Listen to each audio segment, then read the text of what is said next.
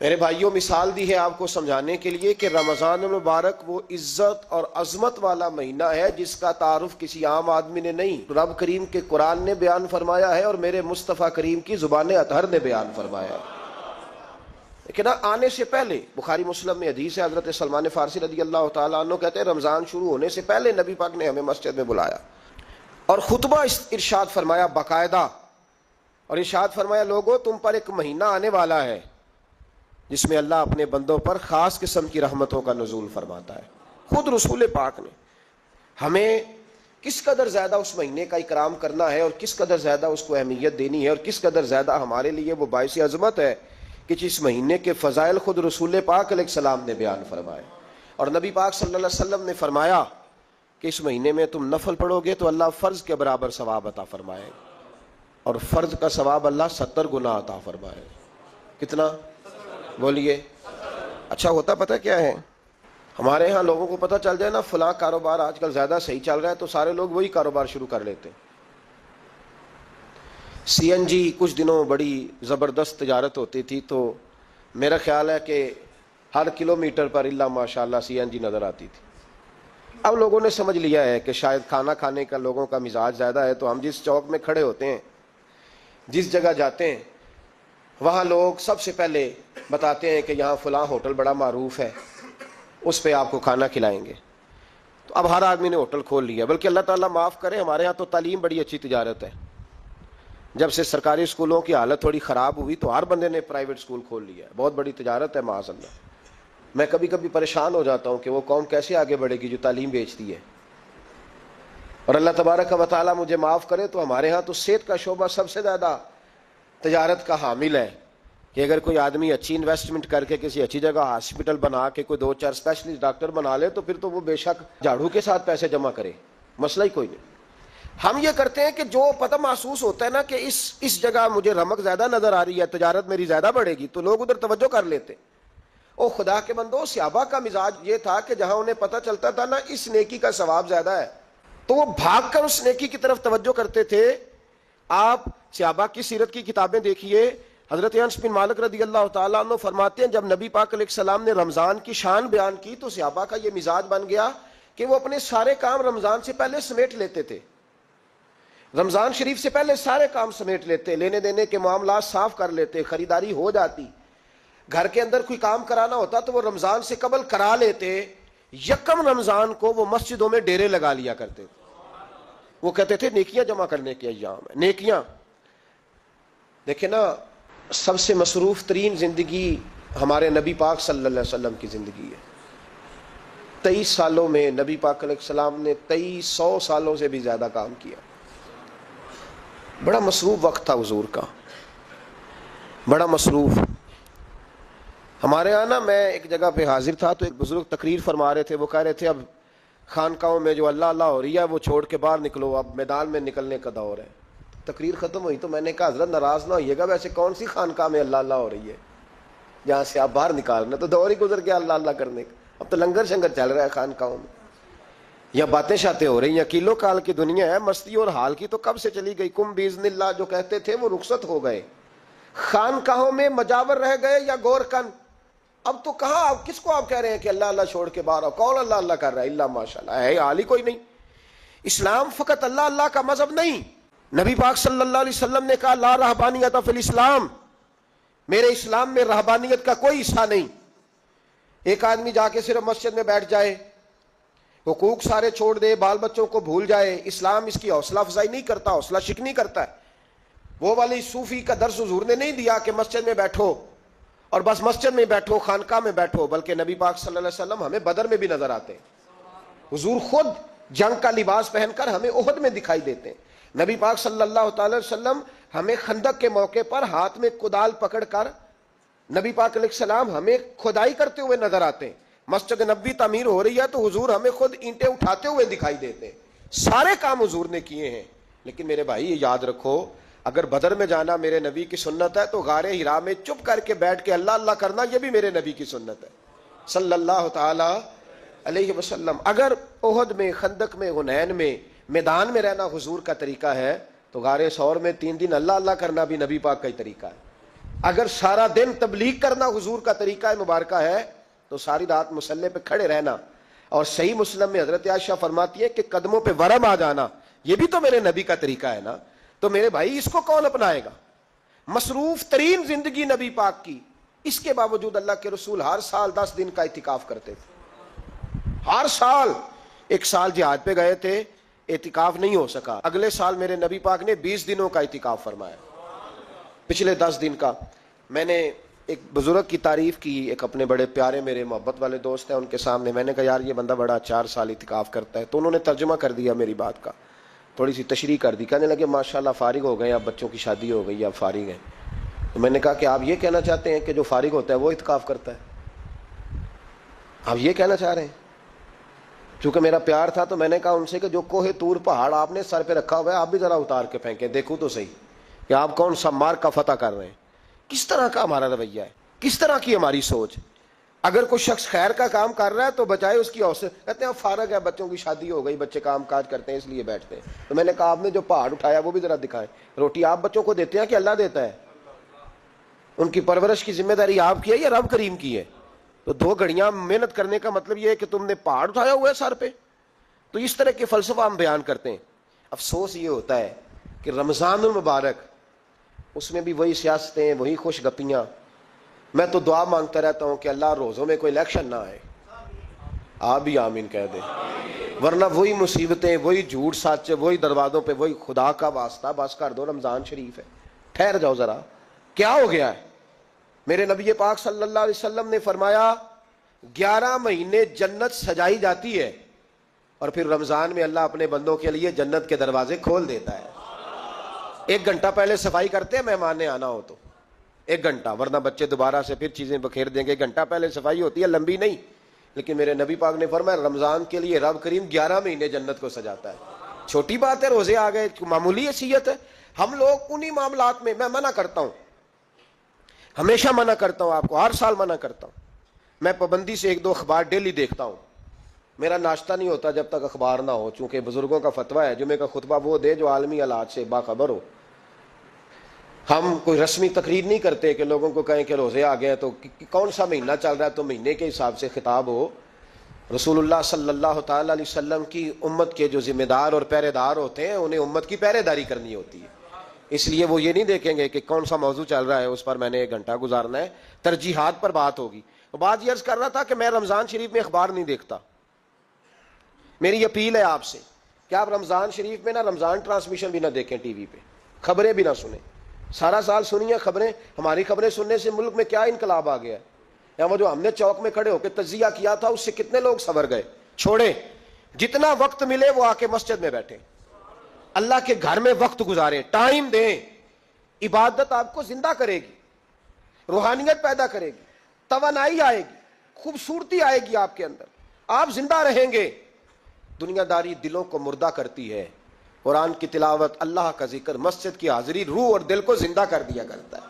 مسجد میں بیٹھیں، وقت دیں، مہربانی کریں۔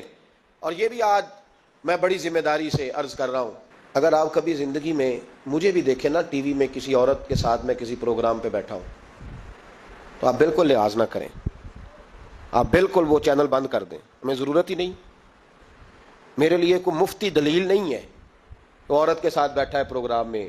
میں نے تو وہ والا قرآن پڑھا جس میں اللہ کریم نے کہا عورتیں آ جائیں تو مرد نظریں نیچی کر لیں۔ ہم نے تو وہ والا قرآن پڑھا جس میں حکم ہے کہ مرد آئے تو عورت اپنی نظر نیچی کر لے۔ تو جہاں علامہ صاحب کے سامنے لڑکی بیٹھی ہے ٹی وی میں انٹرویو لے رہی ہے وہاں نظریں نیچی ہوتی ہیں؟ کہاں سے فتویٰ آیا؟ حضرت جنید بغدادی تو فرمایا کرتے تھے کہ حسن بصری پڑھانے والا ہو، رابعہ بصری پڑھنے والی ہو، تو پھر بھی ان کو بغیر پردے کے پڑھنے پڑھانے کی اجازت نہیں ہے، بات ختم ہو گئی۔ میں کل مجھے سرکاری یونیورسٹی ہے جامعہ کوٹلی کشمیر کی، انہوں نے مجھے دعوت دی کہ آپ کو لیکچر دینا ہے سائنس، تقوی اور رمضان، تو اسٹوڈنٹس ہوں گے، کچھ پروفیسر ہوں گے۔ تو میں نے کہا کہ اتنے بڑی جگہ آپ نے مجھے بلا لیا، یونیورسٹی لیول کے طلباء تو بڑے آگے جا چکے ہوتے ہیں، چلیں خیر میں وہاں حاضر ہوا۔ جب میں پہنچا تو ایک پروفیسر صاحب مجھ سے کہنے لگے کہ لڑکیاں بھی ہیں، تو میں نے کہا کہ ٹائم دیتے وقت آپ سے گزارش کی گئی تھی کہ لڑکیاں نہیں ہونی چاہیے۔ تو وہ ایک جملہ بولنے ہی لگے تھے تو میں نے ان سے کہا کہ آپ مجھے دکھیاں نوس مولوی سمجھ لیں، میں پرانے خیالات کا ہوں۔ آپ مجھے پرانا سمجھ لیں، اس لیے کہ میرے حضرت صاحب فرمایا کرتے تھے ہر چیز نہیں لے لینا، دین نہ نیا لینا۔ وہ 1400 سال پرانا ہی ہمیں ٹھیک ہے، ہمیں نیا دین نہیں چاہیے۔ کہنے لگے جی وہ بچیاں تھوڑی پیچھے بیٹھ جائیں گی۔ میں نے کہا آپ درمیان میں پردہ لگا لیں، میں انہیں نہ دیکھوں وہ مجھے نہ دیکھیں۔ ٹھیک ہے، بات سنیں، ختم ہو گئی۔ لیکن اگر وہ سامنے بیٹھیں گی تو ہم نہیں بات کریں گے۔ تو وہ چونکہ پی ایچ ڈی لیول کے لوگ ہوتے ہیں، زیادہ پڑھے ہوتے ہیں، دلائل دینے کی کوشش کی تو میں نے کہا میں دلیل نہیں سنتا، میں سنتا ہوں یا اللہ کا قرآن یا مصطفیٰ کا فرمان۔ تو آپ مہربان، لیکن انہوں نے ضد نہیں کی، بڑے اچھے لوگ تھے۔ انہوں نے کہا جی ٹھیک ہے، لڑکیاں نہیں بیٹھیں گی۔ میرا عرض کرنے کا مقصد یہ ہے کہ کیا فرق پڑتا ہے ہمیں؟ بہت سارے ذرائع ہیں عورتوں تک پیغام پہنچانے کے، پیغام پہنچ جاتا ہے، کوئی حرج نہیں۔ آپ با پردہ بندوبست کریں۔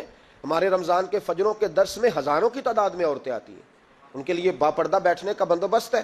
لیکن کوئی ضروری ہے کہ ٹی وی پہ ایک عورت بن سور کے سامنے بیٹھے اور آپ اس کے سوالوں کے جواب دیں؟ ہمارے لیے نہ کوئی مفتی دلیل ہے، نہ کوئی شیخ الحدیث دلیل ہے، اس طرح کا کوئی مفکر محقق ہمارے لیے دلیل نہیں۔ ہمارے لیے دلیل رسول اللہ کی ذات ہے صلی اللہ تعالی علیہ۔ ختم ہو گئی بات۔ اس لیے کوئی ایسی ٹرانسمیشن نہ دیکھو، کسی طرف توجہ نہ کرو۔ یار 30 تو روزے ہیں، وہ بھی کئی دفعہ 29 ہو جاتے ہیں۔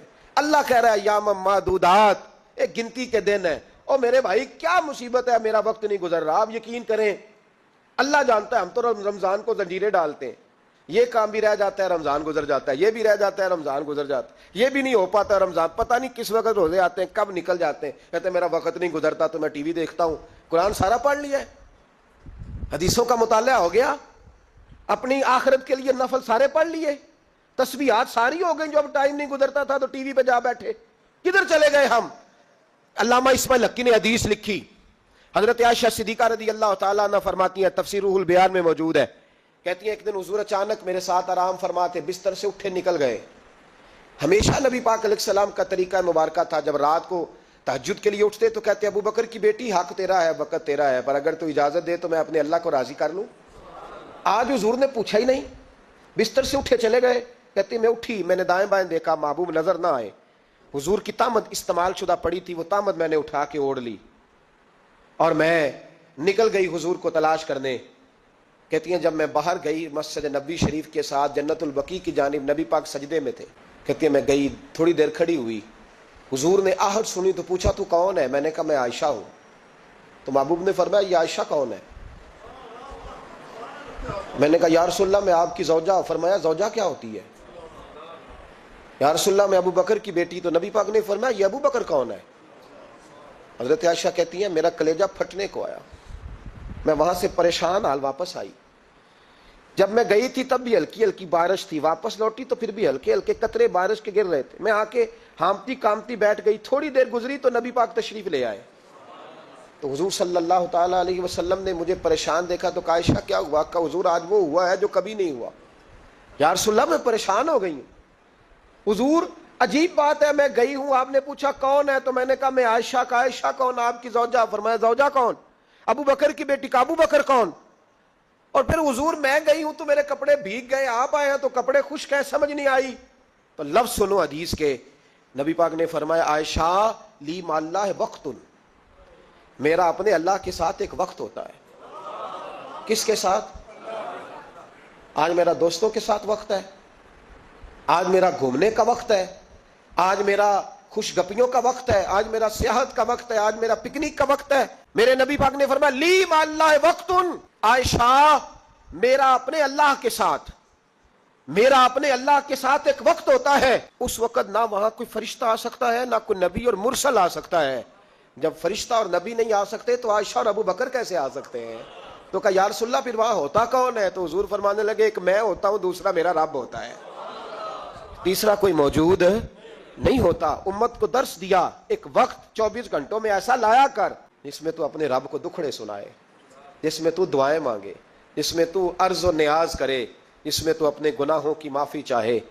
اعلیٰ حضرت کے والد گرامی سے کسی نے پوچھا، مولانا نقی علی خان صاحب سے، کہ حضرت جی فرعون 500 سال ہی حکومت کر گیا، 500 سال ہی حکومت کر گیا، اللہ کا مقابلہ کرنے والا پکا کافر بے ایمان۔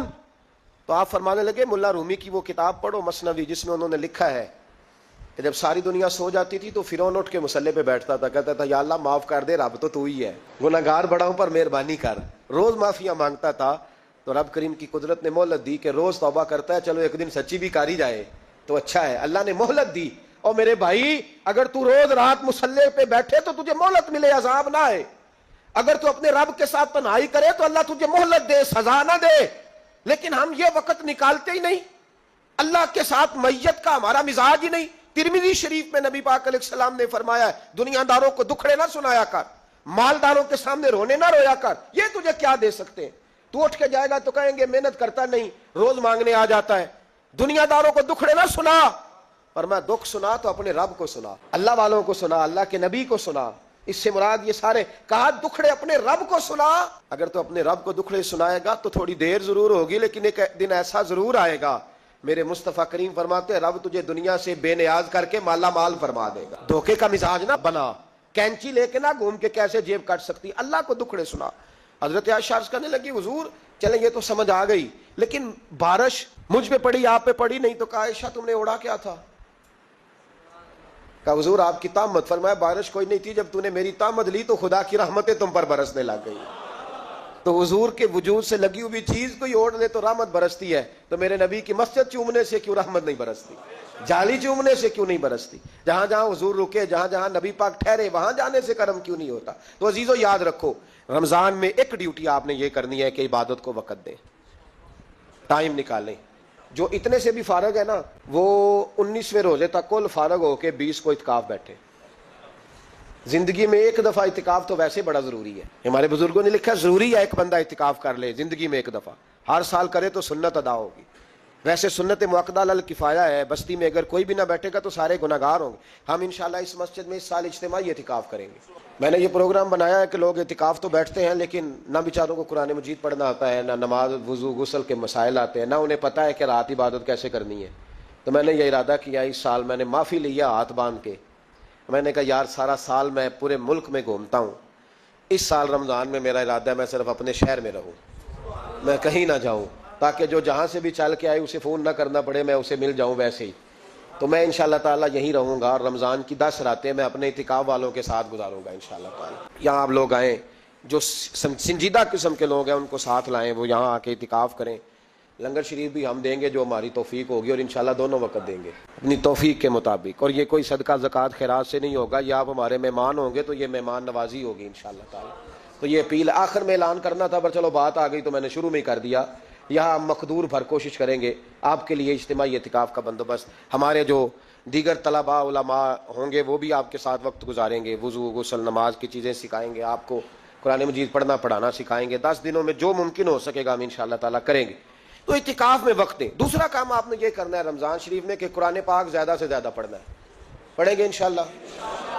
اگر آپ ناراض نہ ہوں تو ہم نے قرآن مجید پڑھنا بالکل ہی چھوڑ دیا، قرآن پاک کھلتا ہی نہیں، توجہ ہی نہیں، مزاج ہی نہیں، سارا دن بیت جاتا ہے، قرآن مجید نہیں کھلتا، قرآن مجید نہیں پڑھا جاتا۔ ایک شخص مجھ سے ملنا چاہ رہے تھے، مسجد نبوی شریف میں حاضر تھا، تو وہ ایک دفعہ آئے گزر گئے، میں قرآن شریف پڑھ رہا تھا، پھر آئے تو گزر گئے قرآن شریف، تیسری دفعہ پھر آئے تو کہنے لگے آپ نے کتنا کو پڑھنا ہے؟ میں نے ان سے کہا کہ مہربانی کرو مجھے دعا دو کہ اللہ مجھے پڑھتا ہی رکھے۔ آپ نے یہ کیا لفظ ادا کر لیے کہ کتنا کو پڑھنا ہے؟ خدا کے بندو یہاں کام کیا ہے؟ اگر تلاوت بھی نہیں کرنی تو کرنا کیا ہے؟ وہاں میں اکثر کہتا ہوں کہ چونکہ ہم تو مسیتڑ ہیں، ہمارا تو مزاج ہے مسجدوں میں رہنے کا، چونکہ عام لوگوں کا مزاج نہیں ہوتا تو وہاں بھی بازاروں کو ٹائم زیادہ دیتے ہیں، خریداری میں وقت زیادہ لگاتے ہیں۔ اگر ہماری طبیعت مسجد میں بیٹھنے کی ہو، قرآن پاک پڑھنے کی ہو تو بڑا ذوق بن جائے۔ قرآن مجید امام اعظم ابو حنیفہ امام اعظم رمضان شریف کے اندر 61 قرآن مجید پڑھا کرتے۔ کتنے؟ 60 اور 1 61۔ ایک قرآن شریف دن میں پڑھتے، ایک رات کو پڑھتے، پورے دن میں قرآن مجید ختم کرتے، ایک رات کو۔ اور آپ فرماتے ہیں 61واں قرآن مجید وہ تھا جو میں تراویحوں میں سنا کرتا تھا۔ 61 قرآن پاک آپ ہر رمضان میں پڑھا کرتے تھے۔ میری آپ سے گزارش ہے ایک سپارہ مسجد میں پڑھے رمضان میں، ایک سپارہ گھر میں پڑھے۔ مسجد میں پڑھیں گے تو مسجد کا حق ادا ہوگا، اور گھر میں قرآن پاک کھول کے بیٹھیں گے تو بچے بھی آ کے پاس بیٹھ جائیں گے، چھوٹے چھوٹے بچے۔ یہ کبھی تجربہ کرنا، یہ بخشش کا ذریعہ ہے۔ جب آپ بچوں کی ماں سویرے سویرے بڑا اچھا دوپٹہ لے کے اور مصلی بچھا کے اور قرآن مجید کی ریل رکھ کے اور پھر اس کو خوشبو لگا کے جب کھولتی ہے نا، تو اس کی جو 2-2.5 سال کی بچی ہوتی ہے وہ بھی کہیں سے دوپٹہ ڈھونڈنے لگ جاتی ہے، وہ بھی دوپٹہ لے کے آتی ہے، وہ دائیں بیٹھتی ہے۔ اس کا جو 4 سال کا بچہ ہوتا ہے نا، اگر ابا بیٹھا ہے اور 4 سال کا بچہ بھی کہیں سے ٹوپی ڈھونڈ کے لاتا ہے، اسے پڑھنا نہیں آتا، لیکن وہ بھی آ کے نا سپارہ لے کے بیٹھ جاتا ہے۔ میں نے دیکھا ہے بچے تھوڑا تھوڑا ہلنے لگتے ہیں. قسم اللہ کی عزت کی, مجھے ایسے لگتا ہے کہ جب بیٹیوں کے بیچ ماں بیٹھ کے قرآن پڑھتی ہے اور جب بیٹوں کے بیچ باپ بیٹھ کے قرآن پڑھتا ہے تو مجھے لگتا ہے خدا کے فرشتے بھی آسمان کے دروازے کھول کھول کے دیکھتے ہیں, کھول کھول کے دروازے دیکھتے ہیں کہ یہ کس طرح کا رنگ ہے کہ چھوٹا سا بچہ, توتلی زبان. مجھے وہ حدیث پڑھ لینے دو جو امام جلال الدین سیوطی نے روایت لکھی ہے. فرمایا حضرت عیسیٰ علیہ السلام میں قبر کے پاس سے گزرے تو عذاب ہو رہا تھا, چند گھنٹوں کے بعد گزرے تو وہیں رحمتوں کا نزول ہو رہا تھا. حضرت عیسیٰ عرض کرنے لگے مولا میری مجال نہیں میں پوچھوں, چند گھنٹے پہلے یہاں عذاب تھا اب یہیں کرم ہو رہا ہے. اللہ اب اس نے کوئی نیک عمل کیا تو ہے نہیں, قبر میں تو عمل ختم ہو جاتا ہے, اتنا کرم کیسے؟ تو رب کریم نے فرمایا موسیٰ بندہ بڑا گناہگار تھا, پاپی تھا, سزا کا حقدار تھا, پر جب انتقال اس کا ہوا تو بیوی اس سے پہلے حاملہ تھی. اس کے انتقال کے 2-4 مہینے بعد بچہ پیدا ہوا, پھر اس بیوی نے بچہ پالا. آج 4.5 سال کا بچہ مکتب گیا ہے, استاد نے بسم اللہ شریف پڑھائی ہے, اس کے بچے نے توتلی زبان پہ کہا بسم اللہ الرحمن الرحیم. تو مجھے حیا آئی ہے کہ اس بیچارے کو ابھی لفظ نہیں ادا کرنے آتے, زمین پر بیٹھ کر یہ توتلی زبان سے مجھے رحمان اور رحیم کہے اور میں اس کے باپ کو سزا دوں. بس بچے نے ایک دفعہ بسم اللہ پڑھی ہے, میں نے باپ کے سارے گناہ معاف فرما دیے. مہربانی کرو, ایک سپارہ گھر میں, ایک سپارہ مسجد میں, یہ ضرور آپ نے روٹین بنانی ہے. مسجد میں پڑھیں گے تو مسجد کا حق ادا ہوگا, گھر میں پڑھیں گے تو بچے بھی پڑھیں گے. اور تیسرا سپارہ وہ ہے جو آپ نے تراویح میں سننا ہے. تو کتنے سپارے ہو گئے ایک دن میں؟ 3. تو رمضان میں کل کتنے ہو گئے؟ 3 قرآن پاک. کتنے قرآن پاک جی؟ 3 قرآن مجید. ایک سپارہ دن میں, ایک رات میں, تو آپ کا 10 دن کے اندر انشاءاللہ قرآن پاک ختم ہو جائے گا. کریں گے انشاءاللہ تعالی؟ یہ ذہن بنائیں, یہ ذوق پیدا کریں. اور قرآن پاک کا ایک حرف پڑھیں تو اللہ 10 نیکیاں دیتا ہے, اور رمضان شریف میں 70 گنا بڑھ جاتی ہیں. تو اب ذرا ضرب دے لو بات کہاں جائے گی. تو رمضان المبارک میں قرآن پاک سے میں نے کہا کوئی اخبار نہ دیکھو, کچھ نہ دیکھو, سارا دن بس قرآن پاک دیکھو, سارا دن قرآن مجید پڑھیں, قرآن پاک سے دل لگائیں. حضرت عبداللہ ابن مسعود رضی اللہ تعالیٰ عنہ فرماتے ہیں نبی پاک صلی اللہ علیہ وسلم نے مجھے بلا کے کہا مجھے قرآن پاک تو سنا. میں نے کہا یا رسول اللہ آپ پہ نازل ہوا ہے, میں آپ کو سناؤں؟ تو فرمایا میرا دل کر رہا ہے میں تجھ سے سنوں. حضور کو زیادہ آتا تھا نا, تو کبھی کبھی آپ سمجھ لیں کہ آپ کو زیادہ آتا ہے لیکن پھر بھی سامنے والے, میں اکثر کہتا ہوں مدرسے کے طلباء سے, میں کہتا ہوں آپ قاری اور حافظ تو ہو گئے ہو پر کبھی کسی اور سے بھی سنا کرو, کہا کرو سناؤ یار 2 آیتیں دل کر رہا ہے. حضرت ابی بن کعب رضی اللہ تعالیٰ عنہ کہتے ہیں نبی پاک تشریف لائے تو مجھے کہنے لگے ابی ادھر آ میں تجھے قرآن پاک سناؤں. میں نے کہا یا رسول اللہ مجھے فرمایا مجھے اللہ نے حکم دیا ہے کہ میں تمہیں سناؤں. تو حضرت ابی رو کے کہنے لگے یا رسول اللہ رب کریم نے میرا نام لیا ہے؟ میں کہا وہ کہا؟ فرمایا ہاں تیرا نام لیا ہے. رونے لگے, کہنے لگے حضور پھر تو میں بڑا خوش نصیب ہوں, سنائیے میں سنتا ہوں. تو حضور سننا بھی حضور کی سنت ہے, سنانا بھی نبی پاک کی سنت ہے. قرآن مجید کو سنیں. اور پھر یار دکھ کی بات ہے نا کہ پاسپورٹ کے دفتر تو میں 2.5 گھنٹے کھڑا رہوں, شناختی کارڈ کے لیے میں 1.25 گھنٹہ کھڑا رہوں, اور میں پہلی دفعہ سعودی عرب جاؤں تو امیگریشن کے لیے 2.5 گھنٹے بھی مجھے لائن میں لگنا پڑے تو میں لگا رہوں. دنیا داری کے لیے تو میں اتنا کھڑا رہوں, اور تراویح کے لیے مجھے 1 گھنٹہ نہ کھڑا ہوا جائے اور میں بہانے کرتا پھروں. تو پھر یاد رکھو وہ حضرت سیدہ اسما کہا کرتی تھی نبی پاک نے مجھے کہا تھا اسما اللہ کے راستے میں گن گن کے نہ دینا ورنہ وہ بھی تجھے گن گن کے دے گا. جب ہم رب کریم کو وقت اس طرح دیتے ہیں کہ دنیا داری کے لیے تو ساری ہمارے پاس ہمتیں موجود ہیں, اور تراویح کا وقت آیا تو بہانے ڈھونڈنے لگ گیا. تراویح کا وقت آیا تو وہ جو ہے اس نے شروع کر دی بات کہ جناب میرے فلان جگہ تکلیف ہے اور مجھے بلڈ پریشر ہو جاتا ہے تو پسینہ بڑا آتا ہے. تو اب تو آسانیاں ہی بڑی ہیں. صحابہ کہتے جب ہم مسجد نبی میں نماز پڑھنے جاتے تھے بارش ہوتی تھی تو مسجد میں پانی کھڑا ہوتا تھا, کیچڑ کھڑا بن جاتا تھا, تو ہم اپنی جھولیوں میں خشک مٹی ڈال کے لے جاتے, اپنی اپنی جگہ بچھا لیتے مٹی, اور پھر ہم نماز پڑھتے تو ہمارے پیشانیوں پر بھی مٹی لگ جاتی. تو ایک صحابی جھاڑ رہے تھے تو نبی پاک نے فرمایا نہ جھاڑ, جب تک چہرے پہ رہے گی فرشتے درود بھیجتے رہیں گے. اب تو ایسی لگے ہوئے مسجد میں, پھر بھی تو تراویح نہیں پڑھتا. تو ایک تو عبادت کو ٹائم دیں, دوسرا قرآن مجید زیادہ سے زیادہ پڑھیں, رمضان میں زیادہ سے زیادہ پڑھیں, مسجدوں میں ٹائم دیں. مجھے دکھ ہوتا ہے جب رمضان میں بھی نماز کے بعد مسجد کو تالا لگتا ہے. اگر ہم سارے آئیں مسجدوں میں, ہم رمضان شریف کے اندر وقت دیں, جس کے پاس ٹائم ہو وہ آ کے بیٹھ جائے, قرآن مجید کھول لے, تو میرا خیال ہے کہ مسجدیں بھی ہمیں دعا دیں گی کہ دیکھو ہر وقت انہوں نے میرے اندر تلاوت کی. ایک اور بات بھی عرض کرنی ہے, یہ مجھے کہا گیا ہے, میری اپنی طرف سے نہیں, یہ مجھے رکا دیا گیا ہے. کہہ دوں پکے نمازی ناراض تو نہیں ہو جائیں گے؟ جو پکے نمازی ہیں مسجدوں کے وہ میرے ساتھ وعدہ کریں, ناراض تو نہیں ہو جائیں گے؟ نہیں تسی نہیں بول دے, تسا ہو جانا. پکے بول دے نہیں پے, پکے گھور دے نے پے. پکے نمازی، یہ پکے نمازیوں سے بات، ناراض تو نہیں ہو جائیں گے؟ یہ بول کے بتائیں، انشاءاللہ کہیں۔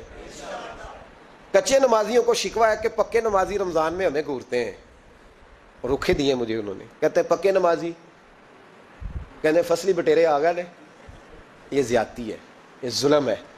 آپ پکے نمازی ہیں تو مہربانی کریں، آپ وہ جو آپ نے صف لاٹ کرائی ہے نا اپنے نام پکی، کہ ایتھے میں بھینا روز تو کتوں آ گیا، یہ چھوڑ دیں آپ، مہربانی کریں، یہ اللہ کا گھر ہے، یہ کسی کے نام رجسٹری ہو سکتی، جو آیا ہے نا بیچارہ، چلو کبھی کبھی صحیح، مہربانی کریں اس کو ٹائم دیں، بیٹھنے دیں، کچھ نہیں ہونے لگا، اور جب وہ آئے نا تو دعا کریں، جب اس کو دیکھیں تو کہ یا اللہ یہ آیا ہے تو ہمیشہ آتا ہی رہے، اس کو دعا دیں، مہربانی۔ بچے شکوہ کرتے ہیں، کہتے ہیں پکے نمازی سانس نہیں لینے دیتے مسجد میں۔ اور ایک بات اور، یہ حضرت علی کا قول ہے، اس کو دل کی تختی پہ لکھ لینا، دل کی تختی پہ، شیر خدا کی شیروں جیسی باتیں۔